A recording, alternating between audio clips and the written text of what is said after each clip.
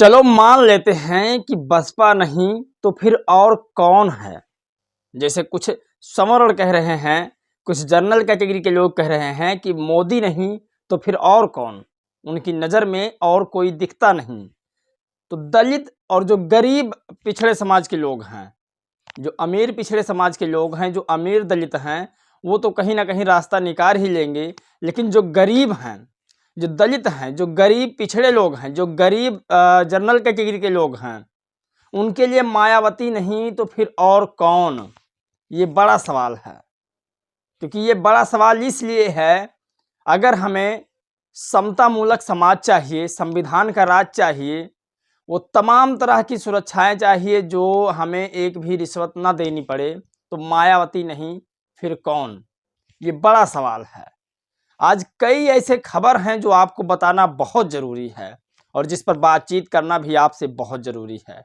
इस टॉपिक को पूरा आप लोगों को समझाऊंगा, आपको एक एक बात बताऊंगा। वीडियो को लास्ट तक देखना, क्योंकि आगे जो जानकारी है वो शायद हमने ट्विटर से नहीं लेकर के कहीं और से लिया है, और जो जानकारी है वो आज तक वालों ने दिया है। ये बड़ी खबर है। चलिए आज की वीडियो हम शुरू करते हैं, एक एक खबर जानते हैं। नमस्कार दोस्तों, मैं हूं पराग और आप देख रहे हैं देसी पीएसबी ब्लॉग। आज की वो तमाम बड़ी खबर जो लगातार वायरल है और उन खबरों पर बातचीत करना बहुत ज़रूरी है। साथियों, टॉपिक ये है कि मायावती नहीं तो फिर कौन।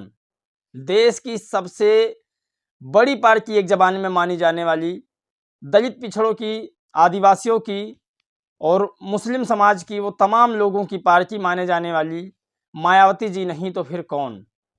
सवाल ये है कि क्या आपके पुरखों की बनाई हुई संपत्ति को कोई और पार्टी रख सकता है?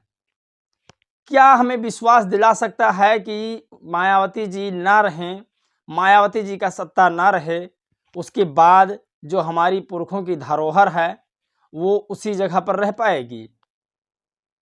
आप कल्पना नहीं कर सकते, उसको अवैध करार करके जेसीबी बुलडोजर से गिरवा दिया जाएगा। आप देखते रह जाएंगे, आप धरना देंगे, आप ज्ञापन सौंपेंगे, लेकिन आपका ज्ञापन कूड़े में मिलेगा।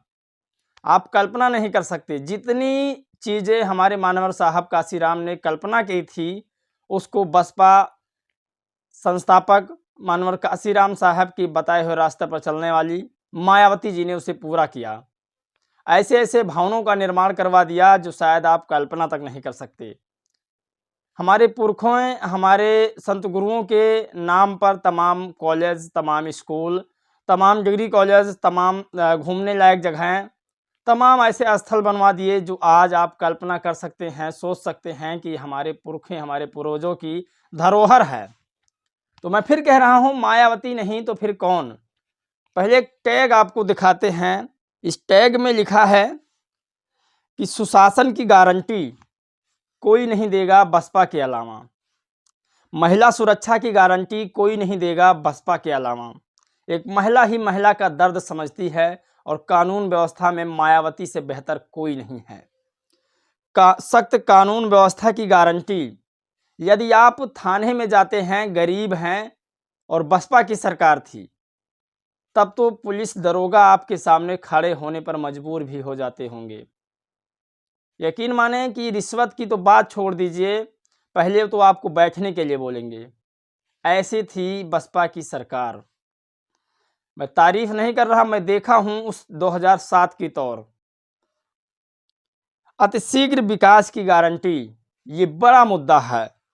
सुख, शांति एवं भाईचारे की गारंटी, जब दंगे फसाद नहीं होंगे, जब मार दंगा इधर उधर नहीं होगा, तो ऑटोमेटिक भाईचारे की गारंटी बनी रहेगी। और ये सब बसपा की देन है। भयमुक्त उत्तर प्रदेश की गारंटी, उत्तर प्रदेश में एक कांड जीता जागता सबूत भी है, जिसे बहन जी ने खुद कहा था कि गुंडों की खैर नहीं रहती बसपा की सरकार में। उत्तर प्रदेश को सर्वोत्तम प्रदेश में बदलने की गारंटी सुश्री मायावती जी की, ये बड़ा मुद्दा था और इसे बहन जी ने पूरा किया। ये मानवर काशीराम साहब का सपना था कि हर एक व्यक्ति को मैं नेता बना दूंगा, हर एक व्यक्ति का मैं रवैया बदल दूंगा, और ऐसा बहन जी ने करके दिखाया। आपको क्या लगता है कि जो बहन जी ने किया है, या फिर जो मानवर काशीराम साहब ने सपना उठाया था, बहन जी के न रहने के बाद कैसा होगा, आप कल्पना नहीं कर सकते। एक मैं आपको लेख सुनाता हूँ आज तक का, खैर वो आज का नहीं है, 2012 का है, और इसे आप लोग सुनिएगा, क्योंकि इस लेख में वो चीज़ बताया हमको गया है जो बहुत ही निंदनीय वाला मामला है। ये उस जमाने का लेख है 2012 में, जब अखिलेश यादव जी मुख्यमंत्री पद पर बैठे थे और मुख्यमंत्री बने थे उत्तर प्रदेश के विशाल साम्राज्य का कायाकल्प सुधारने के लिए। काम किया नो डाउट, लेकिन क्या बहुजन दलितों के लिए काम किया, इस पर विचार करना चाहिए। उत्तर प्रदेश सरकार ने बहुजन समाज पार्टी बसपा संस्थापक काशीराम की पुण्यतिथि 9 अक्टूबर पर होने वाले सार्वजनिक अवकाश को रद्द कर दिया है। आधिकारिक सूत्रों ने यह बताया कि उत्तर प्रदेश के सभी जिलाधिकारियों को इसी सिलसिले में पत्र भेज दिया गया है। आजमगढ़ के जिलाधिकारी प्रांजल यादव ने शनिवार को एक बयान में कहा कि राज्य सरकार ने काशीराम की पुण्यतिथि पर होने वाली सार्वजनिक अवकाश खत्म कर दिया है। प्रदेश के पूर्ववर्ती बसपा सरकार ने पार्टी के संस्थापक काशीराम की पुण्यतिथि 9 अक्टूबर को सार्वजनिक अवकाश घोषित किया था। सोचिए, जितने भी आपके महापुरुष थे उनको याद करने के लिए एक दिन का अवकाश किया था। आज तो कई सारे मेले होते हैं, कई सारे धार्मिक काम होते हैं, उस पर छुट्टियां हो जाती है, लेकिन आपके जो मिशनरी पूर्वज थे, जिन्होंने आपको इंसान बनाने में कोई कसर न छोड़ी, उनकी छुट्टी रद्द कराने में 2012 में सबसे पहले आप लोग जानते हैं किसकी सरकार बनी और किसकी सरकार में छुट्टियां रद्द हुई। बहन जी ने मानवर काशीराम साहब के पुण्यतिथि पर अवकाश का एक दिन के लिए छुट्टी पूरे देश में मांगा था और हो भी गया था, लेकिन जैसे ही सत्ता परिवर्तन हुआ छुट्टियां रद्द हो गई। लेकिन क्या उस छुट्टी रद्द होने के बाद हमको ये पता चल पाता है कि मानवर काशीराम साहब की आज पुण्यतिथि है? आने वाली पीढ़ियां जान पाएगी। लेकिन हाँ, जब अवकाश रहता तो अवश्य पता चल पाता कि मानवर काशीराम साहब की आज पुण्यतिथि है, इसी के उपलक्ष्य में हमें छुट्टियां मिली है। सवाल ये नहीं है, सवाल ये है कि ये जो तस्वीर आप देख रहे हैं, इस तस्वीर में दिखाया गया संत गुरु रविदास पार्क, सुश्री मायावती जी। क्या मायावती जी या बसपा का या फिर बहुजन समाज में खासकर दलित समाज का कोई भी लीडर लोकसभा या राज्यसभा में नहीं जाता है, तो क्या ऐसे धरोहर हमको मिल सकते हैं दोबारा? क्या किसी से हम चाटुकारिता करने पर इस चीज को बनवा सकते हैं?